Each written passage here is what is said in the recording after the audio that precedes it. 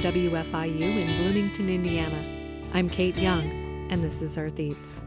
I had 6 different people's donation of basil in my dish yesterday, and that's what made it work. So this week on the show, we talk with Heather Craig of the Community Kitchen about cooking for a crowd every day, improvising in the face of uncertainty, and sourcing ingredients from the community.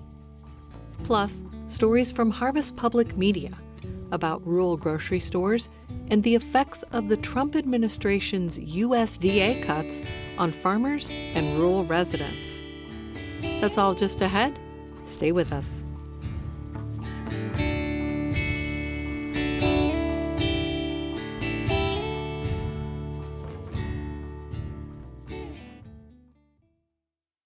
Thanks for listening to Earth Eats. I'm Kate Young. Food deserts have grown across the rural Midwest, largely due to the disappearance of independent grocery stores. To push back against this trend, more states have created grant programs to support small grocers. As Harvest Public Media's Rachel Kramer reports, the stores are part of the backbone for many rural communities. In the back room at Wood Supermarket in Delhi, Kent Wood and his son pull the plastic away from a pallet stacked with boxes. One contains bottles of ketchup, others hold canned soup and pasta. 04512. While unloading, they call out numbers printed on each box to check off inventory. And then a 21. On truck delivery days, Kent gets here at 4:30 a.m. I wouldn't come to work and work as many hours as I do if I didn't like it. Wood Supermarket in Delhi sits in front of a grain elevator in Pocahontas, a town of about 1,800 people in northwest Iowa. While a few dollar stores sell food, this is the only grocery store in town. Kent's wife and store co-owner, Kim Wood, says the closest alternatives are outside the county lines, about 20 to 30 minutes away. Yeah, the elderly population, especially in the wintertime, they don't want to drive out of town to get groceries, and I think that would be a hardship. Rural policy experts say grocery stores are vital for communities to thrive, but the number of rural independent grocery stores in the U.S. has steadily declined in recent decades.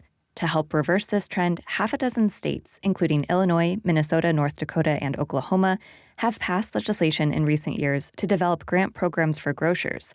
Now, lawmakers in Iowa and Nebraska are pushing to create their own versions. Jillian Linster is the Senior Director of Policy at the Center for Rural Affairs. The organization is advocating for both bills. Our staff live and work in the communities that we serve. And so we were seeing in our everyday lives that more and more stores were closing or struggling to stay open. A recent study found the number of rural independent grocery stores in Nebraska declined by 30% from 2016 to 2021. Rural independent grocers are operating on extremely slim profit margins, sometimes as little as 1%. Competition with dollar stores and supercenters in the region are one of the biggest challenges for independent grocers. Fewer customers from population loss, rising operating costs, and aging equipment are also factors. Chad Engels is one of the Republican representatives who introduced the grocer reinvestment bill in Iowa. During a noisy subcommittee meeting, he said a grant program could make a big difference for mom and pop grocery stores. And I hear from all of them, we're just one freezer breakdown, one cooler breakdown from shutting the door. While the Nebraska and Iowa bills are slightly different, they both aim to help rural independent grocers pay for things like new equipment and utility upgrades. Funds from the Nebraska program could also be used to explore new business models, like purchasing cooperatives. This is something Liz Ravenscroft says she wants to explore if the grant program gets off the ground. The problem with our remote location is we're unable to sell a minimum amount that certain companies require for groceries. She manages Circle C Market, a nonprofit grocery store affiliated with a school in Cody, Nebraska. Population 170. Ravenscroft says some of their customers come from an hour away to buy milk, bread, and other essentials. By creating a purchasing cooperative with other retailers in north central Nebraska, Ravenscroft says they could order directly from a wholesaler and pass savings on to customers. You know, we're always looking for ways to get groceries at a more affordable cost for our customers. That's the bottom line. Ravenscroft, also a full-time business teacher, says managing Circle C Market requires a lot of time. But it's a labor of love. She wants to support her community. In the break room at Wood Supermarket and Deli in Pocahontas, Kent and Kim Wood say the same thing. Many of their customers are people they've known for decades. When one had a health issue recently, they helped out by delivering her groceries. I mean, that's what you do in a small town. You look out for each other. No. Rural advocates in Iowa and Nebraska say it makes sense for states to look after small-town grocers in return. I'm Rachel Kramer, Harvest Public Media. Harvest Public Media is a collaboration of public media newsrooms in the Midwest and Great Plains.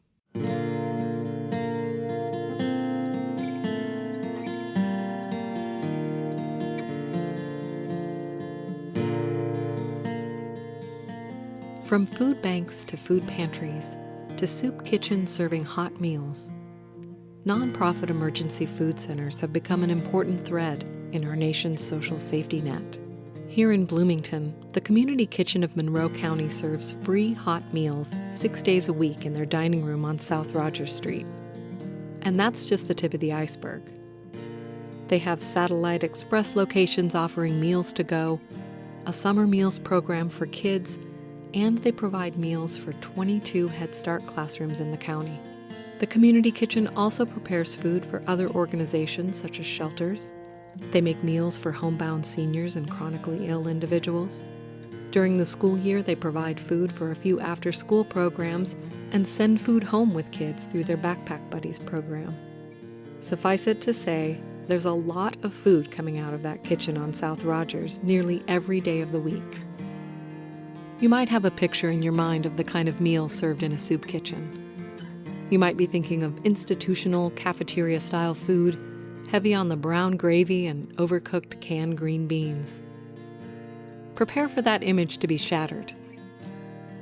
I recently spent time with Heather Craig, kitchen supervisor at the Community Kitchen. We talked about the bonds that form around sharing food and the particular struggles they faced during the COVID-19 shutdowns. Heather walks us through a typical day of meal planning and cooking for several hundred folks at a time, and shares how she handles uncertainty with improvisation.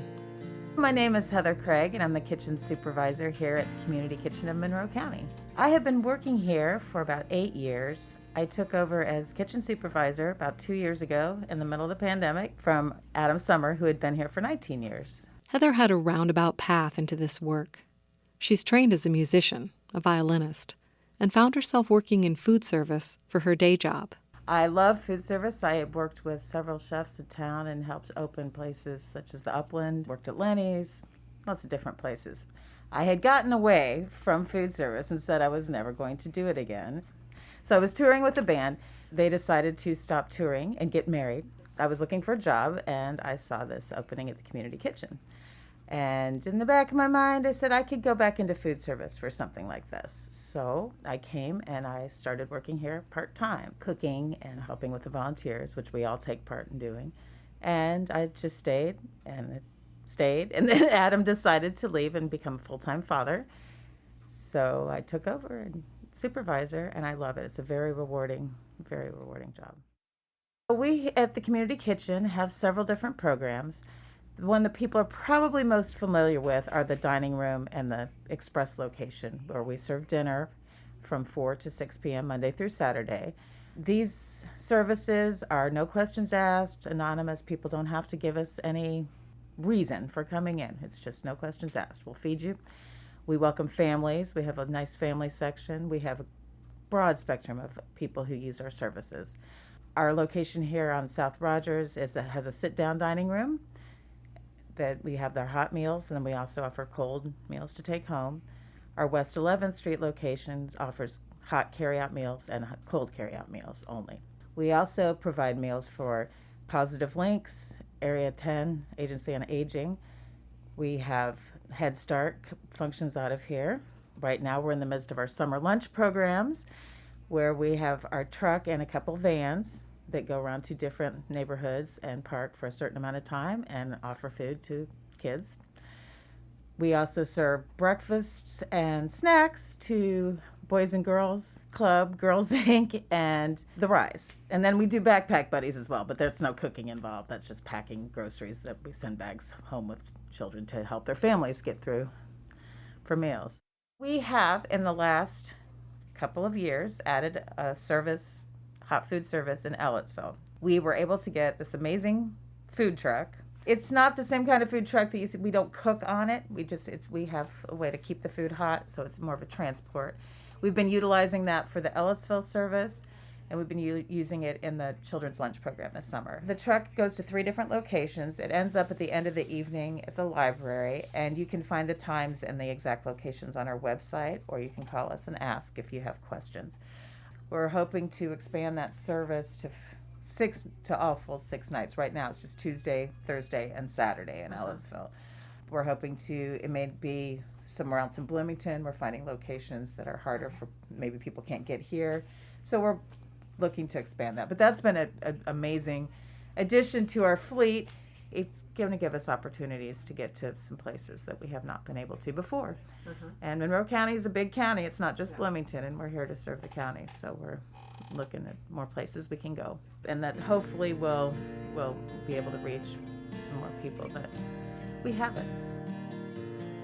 Combining all of our programs, we probably serve 600 to 700 meals a day. Now that's with all the programs, but that's a lot. Here in the dining room and West 11th, our dinner service, we probably serve 2 to 250. And the numbers have been going up for many reasons.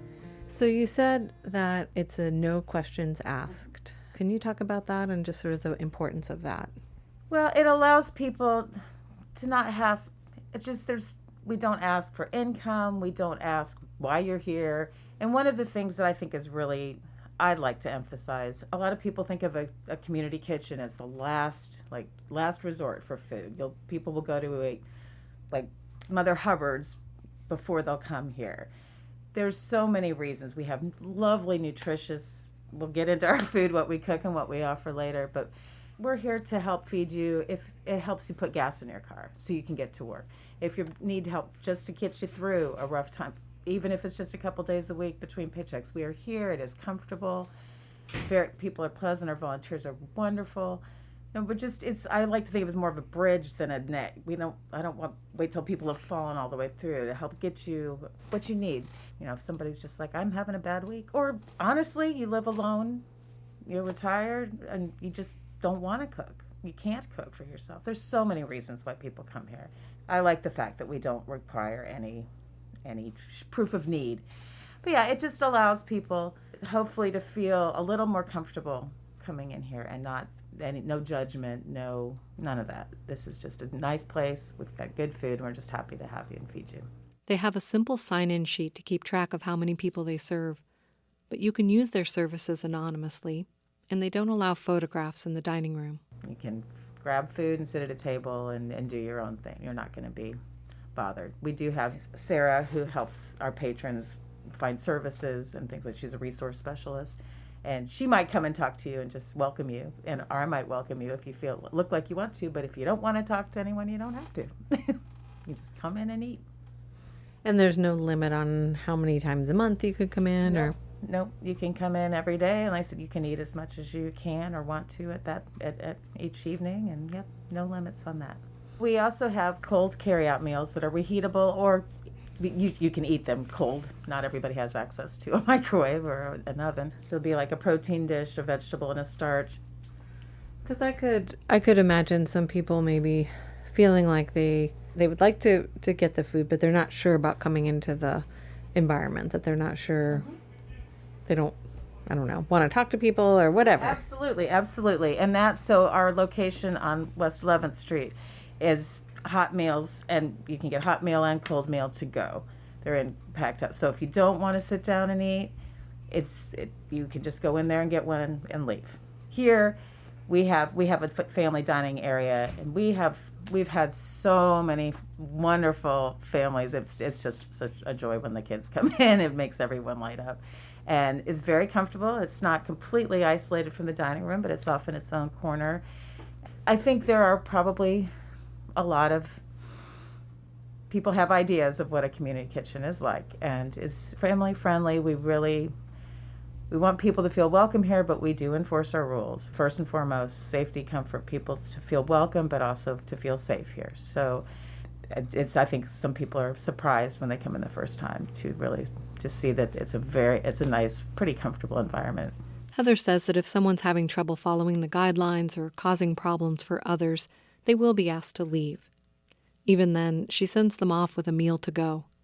She wants to make sure everyone gets to eat, even if they're having a bad day. We're going to take a short break, and when we return, we'll hear about how the community kitchen adapted to the sudden and long-lasting restrictions of the COVID-19 pandemic. After that, Heather Craig walks us through the preparations of one of her garden-fresh vegetarian entrees for their Rogers Street dining room. Stay with us.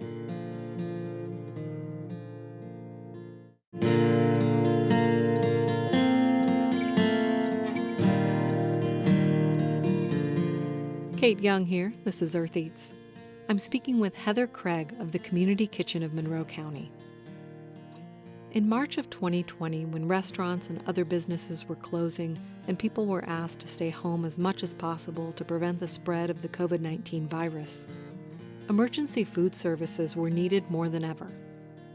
I asked Heather to share what things were like at the community kitchen. I know a lot of people were stuck at home. There were a lot of people who weren't stuck at home, who were working and doing things and still needed the services. A lot of people needed those services even more with not having work. We never closed. We went to just carry out only, and we had carry out hot meals here during that time. And it was, people came in and they got their meals. If they had a place to go, took them. Some people just sat outside. I think the thing that really, how amazing it was to see people just kind of keep an eye out for each other. Is that resilience is not necessarily a positive thing when I say resilience, but also how resilient a lot of people are and were. Yeah, I was amazed because I was out in other places. I worked at another place at the time too, and human behavior was not at its finest. It still may not be, but people were kind and helping each other. And I just think that's my takeaway. It was very exhausting for everyone, I know. It still is. It's not gone. But that period of time when things were closed down and things were a lot more restrictive, I think showed me some of the best things that I've ever seen in this community, to be honest. I was really, really impressed. There are definitely folks who it was very hard when we weren't open for sit down because this was where they get most of their socialization.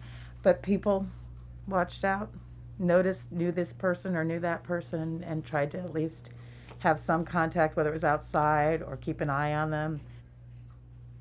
One of the most amazing things to me is how many people come back here after they don't need our services, and just to check in and tell us how they're doing and how much this place meant to them. We have a handful of seniors that come in that I think is really important for them, for their social. Like I said, it's really neat when people come in and check in with us and let us know how they're doing. And also it's really exciting when someone comes in and said, I'm probably not going to see you that much. I got, this job's working out, or just different situations, things are improving. It's really great. And to know that being able to be here for people, and have a safe, comfortable place, and obviously to feel comfortable enough to tell us what's going on, that just, it's a good thing. And honestly, the pandemic really, I feel like, I know I and several other staff members and volunteers and patrons really kind of,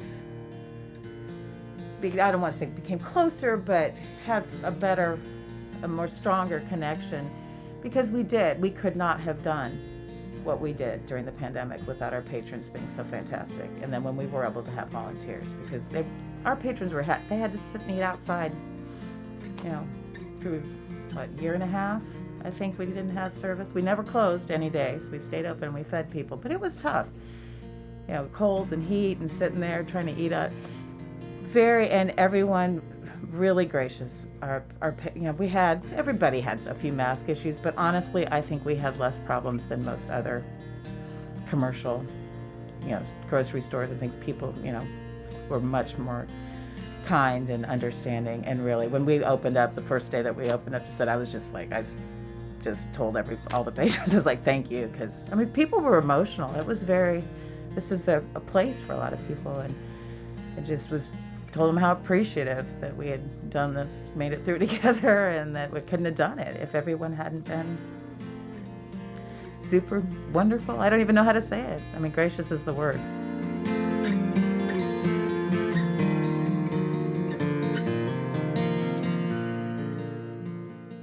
Could you tell me a little bit about the kind of food that you make and where you source the ingredients?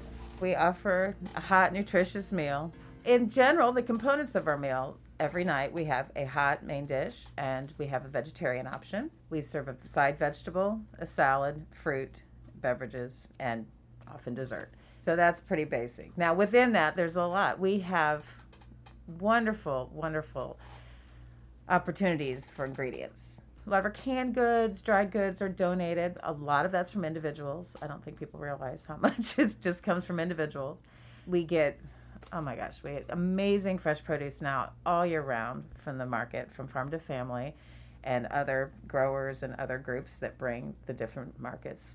I think People's Market used to just bring it on their own. Also, Rose Hill Farm Stop has been bringing their stuff to us too, if they can't, stuff that's still good, but they're not selling. Our proteins, so we do have obviously some government funding and some grants and things like that. Right now, the county fair just happened, and this is amazing. So people bid on the animals, and then they donate them to us, and then we have a grant for Rice's to process the meat.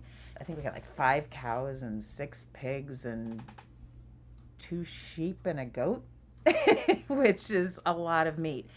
That's amazing. That gets our protein for a good chunk of the year. And that's also animals who are really well cared for and locally raised. And yeah, I mean, you've got, this is good meat. Again, amazing. I'd say at any given point, there's probably something in the meal that was locally sourced. I don't want to say 100% of the time, but most of the time. Whether it's just winter greens and in the winter, just there's usually something in there. Right now, there are 2 of us who cook most of the time. There's another woman here named Heather. We're serving a lot of pallets. We're also serving people who are maybe getting most of their nutrition in maybe this meal. So I can't cater to all the things, but we try not to make anything too salty, try and, make it as healthy and balanced as possible. But that being said, we do have to stretch a lot of things with some starches. So there's usually pasta or rice or something like that with the main dish. I kind of sometimes say there's days that I pick that are comfort food days. There's sometimes once in a while I'll have like a fun meal. I'm like, hey, it's for kids' day. Like we'll have chili cheese something, and then great, everything else healthy. But try and make it enjoyable, interesting, but not too inaccessible. I want people to be able to enjoy it. On Fridays, we do vegetarian, all vegetarian. We had a grant last year for the side vegetable because up until last year, except in the peak of summer when we had tons of squash, most of our vegetables were canned. We had a grant that we ended up utilizing to get some frozen vegetables and fresh vegetables for the side. And we have since extended that a little bit on our own, so we have a little more variety. Because the canned vegetables are like, peas, corn, carrots, green beans. Everybody gets tired of those. And today I'll probably use one of our frozen options, just vegetable medley, and that's been nice. And then any day now, I expect the doorbell to start ringing, and the zucchini and the tomatoes and the cucumbers will be flooding the doors. And that doesn't mean don't bring them, because we'll use them. We love them. But then we'll be able to do some of those things too. We do salad and fruit. And I guess I should say the other big chunk of our fresh food, besides the farm to family and local growers, is through the Hoosier Hills Food Bank. And if people aren't aware, they have trucks that go around to all the grocery stores in town and get things that they can't sell that are perfectly good. So 3 times a week, the big truck pulls up.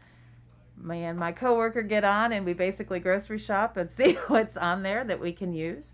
And that's where we get a lot of our fruit and salad makings that aren't locally grown and things to cook with, the vegetables to add. So it's very fun. We really don't know what we're going to make 90% of the time until we get stuff up, and it's fun.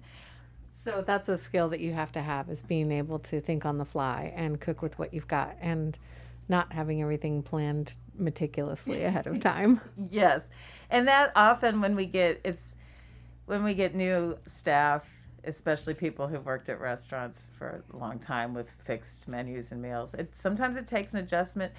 The people who stay love it. I mean, it's improvisational to say. I mean, there are times just even people think that we have all the spices and seasonings. That's a huge donation. I thank everyone who's been bringing us seasonings and spices because that makes our food a lot more interesting.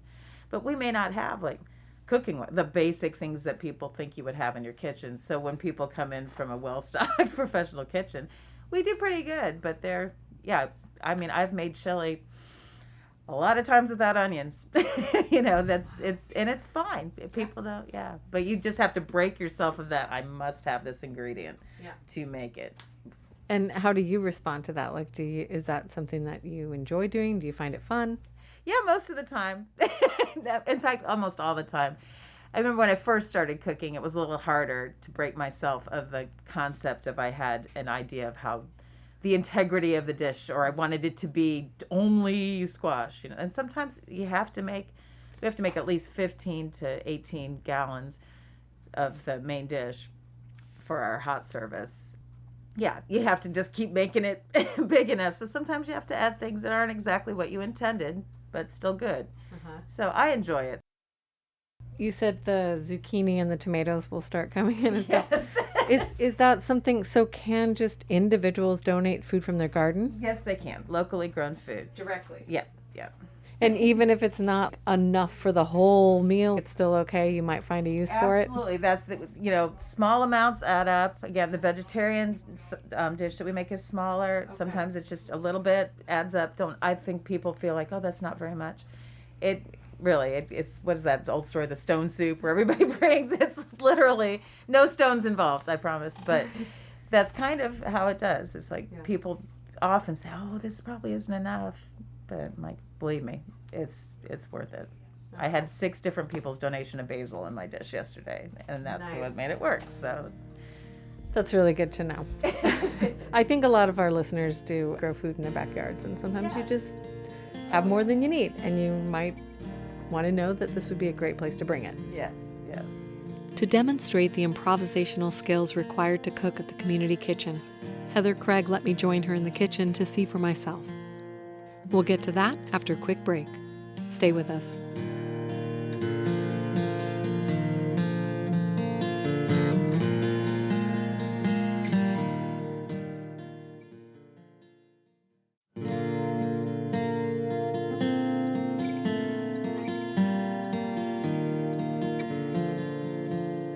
Kate Young here, this is Earth Eats, and I'm talking with Heather Craig at the Community Kitchen of Monroe County here in Bloomington, Indiana. She's walking me through the steps of preparing a hot meal to serve in their dining room. We start off in the pantry, which is a good-sized room lined with shelving, organized into clearly labeled categories, and complete with a flow chart for sorting donations. There are sections for fruit, beans, baking supplies, peanut butter, and bins for things like onions and potatoes. So we're getting ready to start. Other Heather just got here.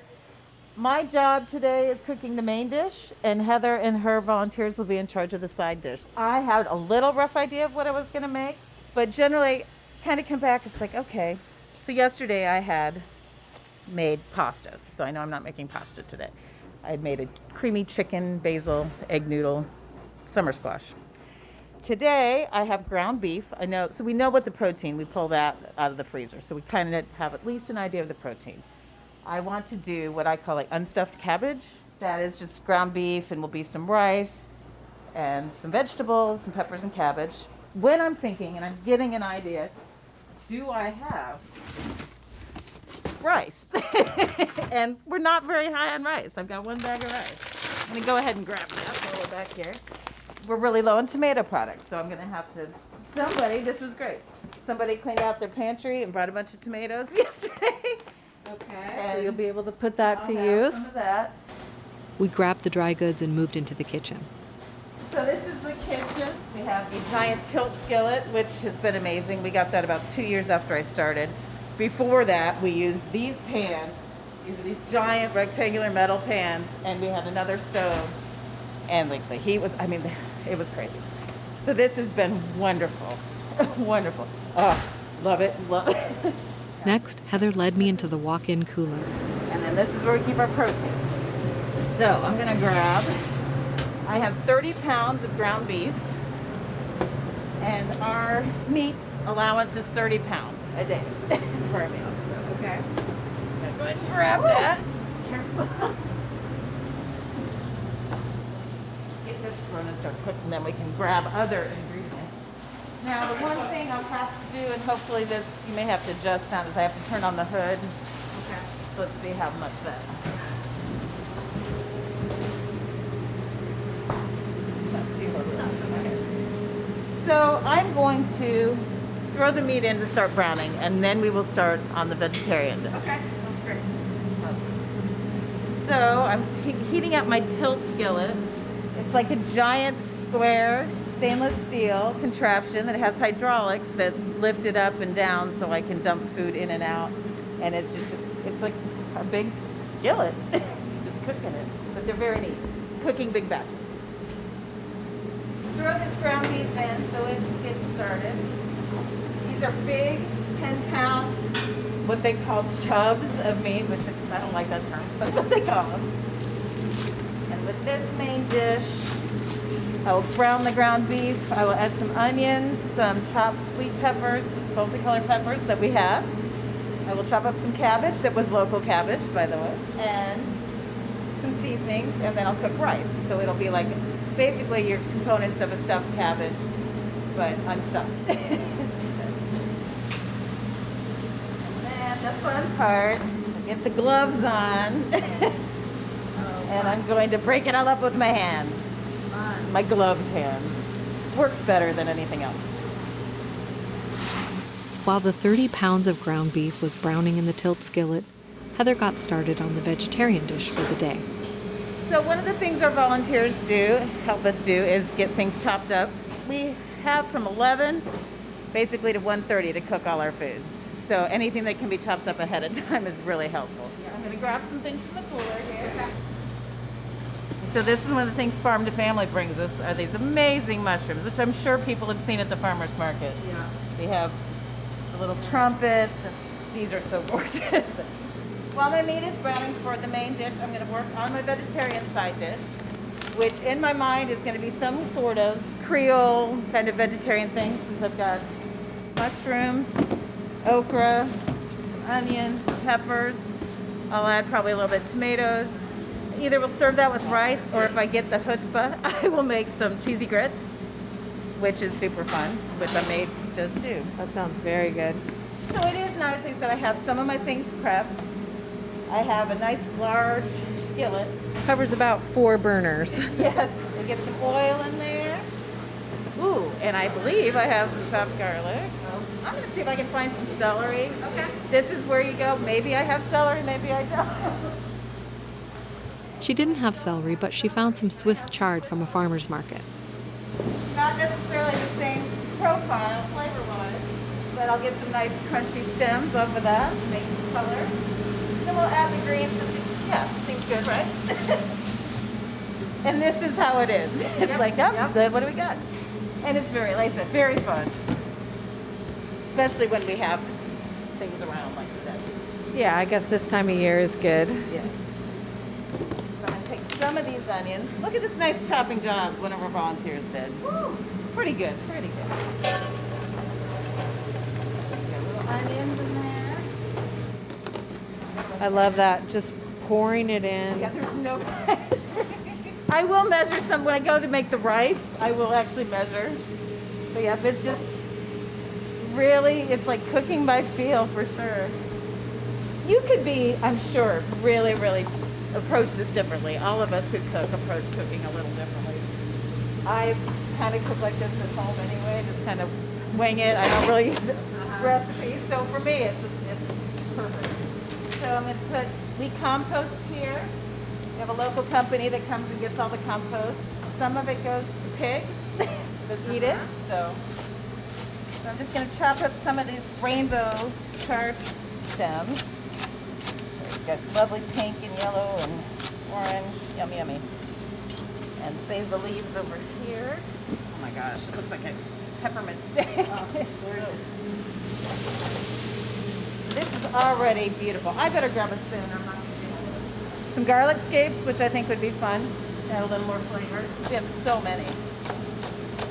I'm going to chop them up pretty small. So they're mostly for the flavor today. Yeah. They're so fun, but they're very unruly. They're so pretty. It's like wrestling a squid or something.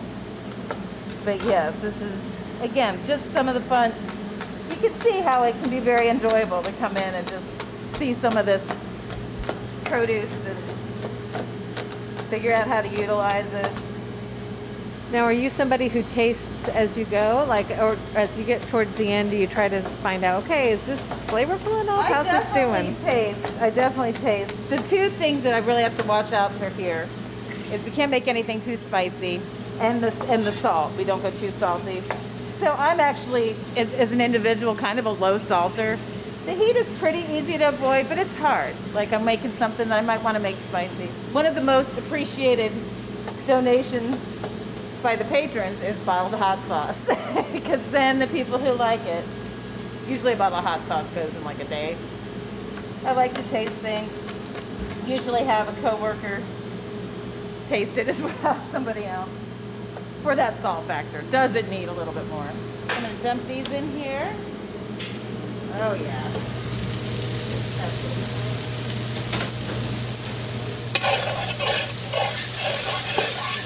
Stir those up. This is already so pretty. The other thing is I wish I had, it would make it even amazing, but you do that at home, right? Everybody does that. It'd be better if I had, like if I had a load of fresh tomatoes right now instead of canned for that would be super cool. Okay. I'm gonna work on these mushrooms. Chop these up rough. And then this is my question. Do I keep it vegan? I said maybe making cheesy grits, so we're already kind of veering away from vegan. So I'm thinking a little butter because I've got these gorgeous mushrooms, right? So I think I'll go get a little butter, if I have it. Throw the rest of these in here.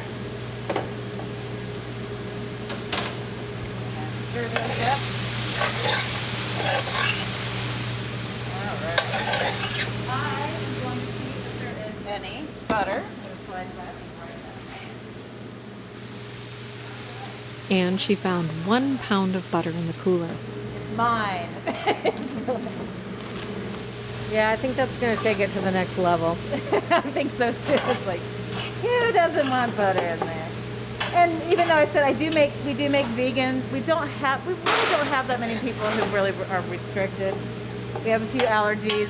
I try and pay attention when people tell me what they're allergic to, so I can tell them not to eat something. Yeah. So now, I'm going to actually start adding a little seasoning.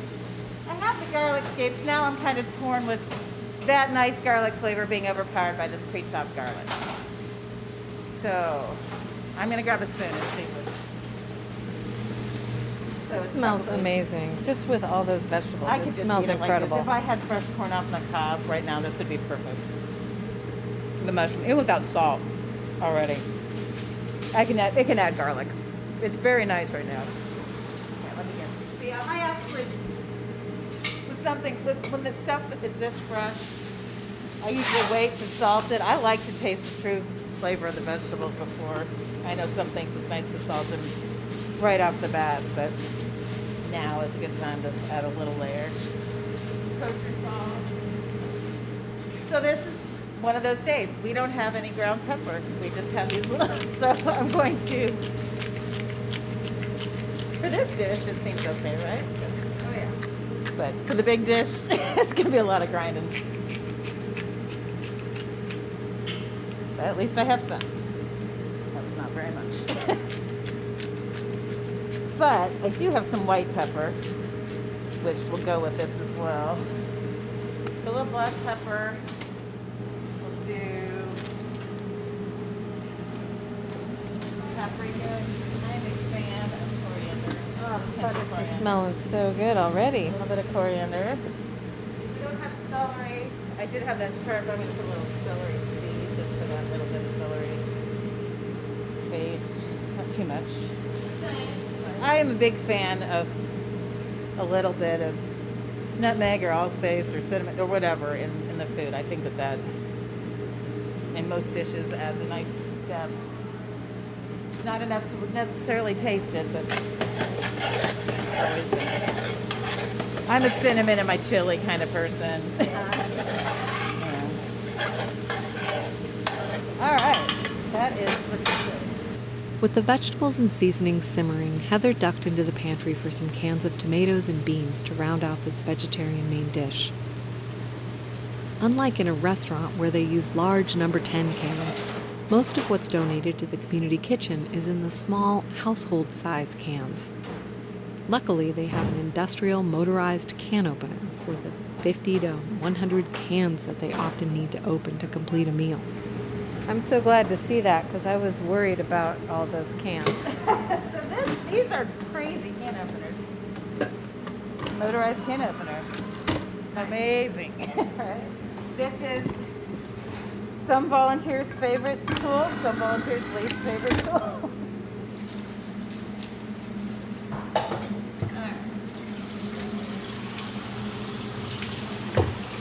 Get the canned bean flavor off of them.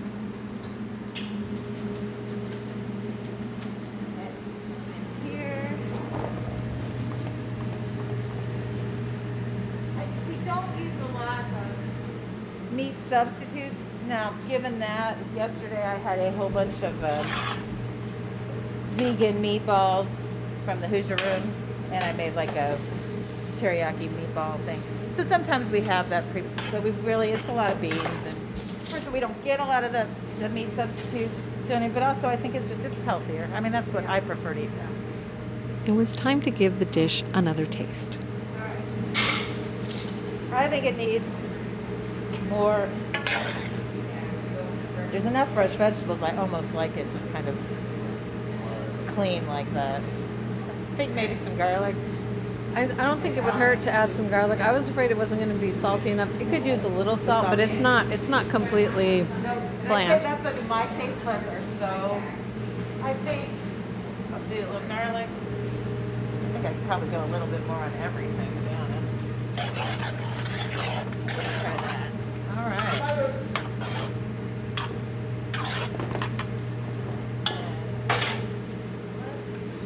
I love how saucy it's already gotten just from all those veggies. I'm debating the butter.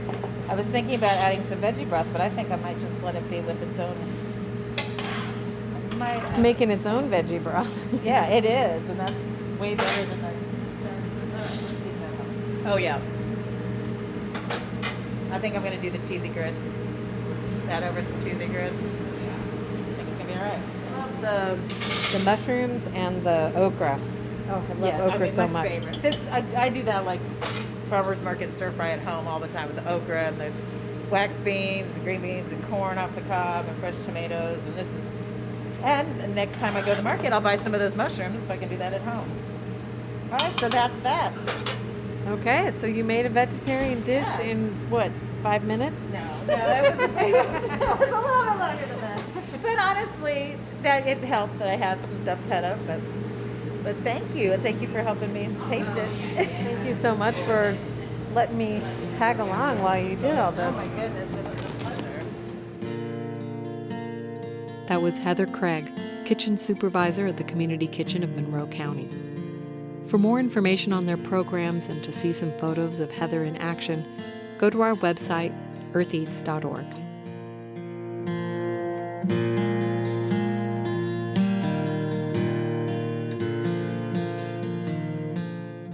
This story originally aired in July of 2022.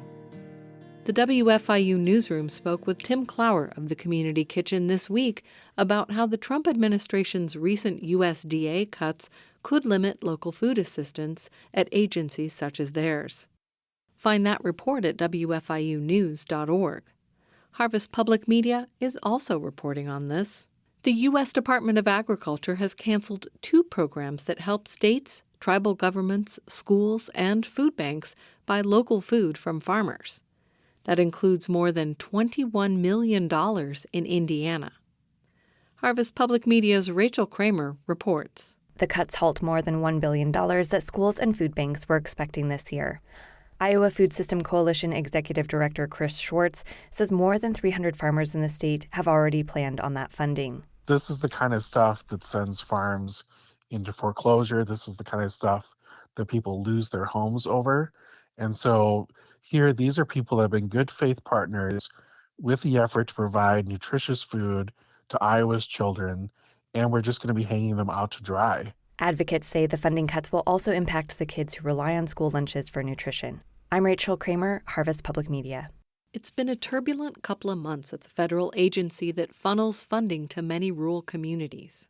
The Trump administration laid off hundreds at USDA Rural Development. Then employees were called back.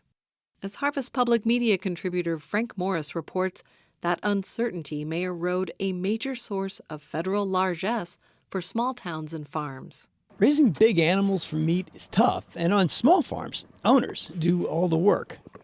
It's not a job that you can just shut on and off. It's a 24-hour, 7-day-a-week job, and you really have to be passionate about it to do it.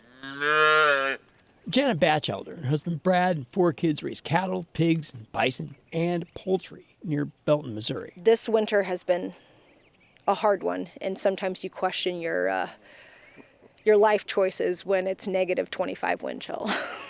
Yeah, checking calves, cutting ice, making sure that everyone's warm, They've had this farm for a decade, spent most of that time living with their 4 kids in a walled-off, furnished section of the barn.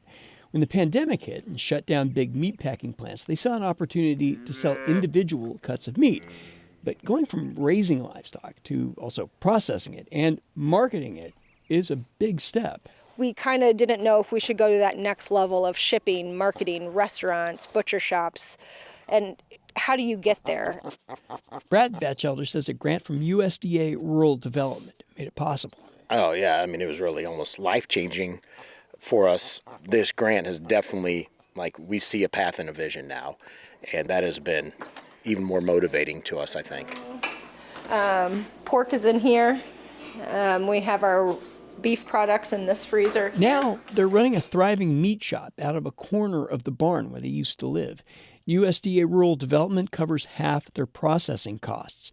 That investment flows through the rural economy to local butchers and other suppliers, and it makes the food supply chain just a little stronger.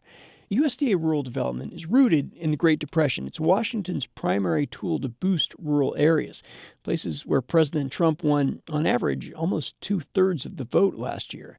But Kyle Wilkins, who ran USDA Rural Development in Missouri under President Biden, says the agency is in turmoil. Because they don't know what's going to happen tomorrow. The Trump administration first pressed USDA Rural Development employees to retire, then terminated hundreds. Now, courts are forcing the agency to rehire workers with back pay, at least temporarily. Think of the time that you're taken away from these folks doing their actual job, and that is money. That's all it is. It's money. Money increasingly in short supply. Congress cut USDA Rural Development by hundreds of millions of dollars last year. Owen Hart with the National Association of Counties says that rural housing alone took a $200 million hit. And if we see those cuts extend to other USDA programs, we could see a reduction in service in a lot of rural communities. A huge problem for farm country because USDA Rural Development does things that local governments can't afford. Building water systems that cost millions for small, shrinking towns, for instance, shoring up hospitals, buying police cars. It's an economic lifeline to places without a lot of options. In a lot of these communities, USDA Rural Development is the most important partner. You can't rely on private investment coming in. The market's just often not there for it. You can't rely on philanthropy like you can in a lot of urban areas to meet some of these needs. And so rural development is a really, really crucial partner. That includes manufacturers that Trump is counting on to boost U.S. industrial production. There's Kyle Wilkins again, standing outside a cabinet factory in Excelsior Springs, Missouri. That is a huge industrial building that they're making cabinets in. And half of it, which I'd say at least half a football field, is covered in solar panels. USDA covered half the cost of the enormous solar array topping this building, $250,000. And right now, almost every small community in Missouri can use that economic goosing, that little bit of help. Farm state politicians will work to shore up the agency that's done so much for their constituents over the decades. But Wilkins says it'll take time to heal the damage recently inflicted on USDA Rural Development. For Harvest Public Media, I'm Frank Morris. Harvest Public Media is a collaboration of public media newsrooms in the Midwest and Great Plains. Find more at harvestpublicmedia.org. That's it for the show this week. Thanks for listening, and be sure to join us next week for the debut of our special new mini-series, Earth Eats Eats Wild. It's all about wild food and foraging. We'll see you then. The Earth Eats team includes Eobon Binder, Alexis Carvajal, Alex Chambers, Toby Foster, Leo Pies, Daniela Richardson, Samantha Shimenauer, Peyton Whaley, and we partner with Harvest Public Media. Earth Eats is produced and edited by me, Kate Young. Our theme music is composed by Aaron Toby and performed by Aaron and Matt Toby. Additional music on the show comes to us from Universal Production Music. Our executive producer is Eric Bolstridge.